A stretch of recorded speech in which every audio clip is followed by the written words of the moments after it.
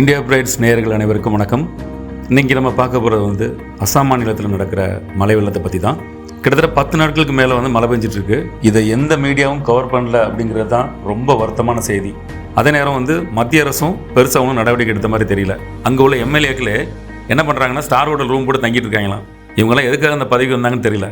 Death, அதாவது இறப்பு சுமார் 100க்கும் மேலே, 100 பேருக்கு மேலே இறந்துருக்காங்க. வீடு இல்லாதவங்க 55 லட்சம் பேர். கரண்ட் கிடையாது, எந்த வசதியும் கிடையாது. இப்படி போயிட்டு இருக்க நிலைமை.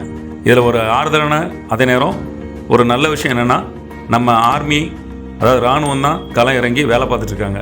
இந்த இராணுவத்துக்கு கூடுதல் பலமாக இருக்கிறது யாருன்னு பார்த்தீங்கன்னா சமூக ஆர்வலர்கள், அதாவது லோக்கலில் உள்ள NGO.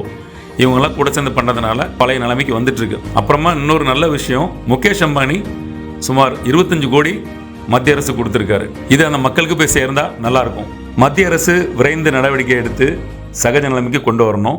அம்மாநில மக்களும் அம்மாநிலமும் சகஜ நிலைமைக்கு வர இந்தியா பிரைட் சார்பாக வேண்டிக்கிறோம்.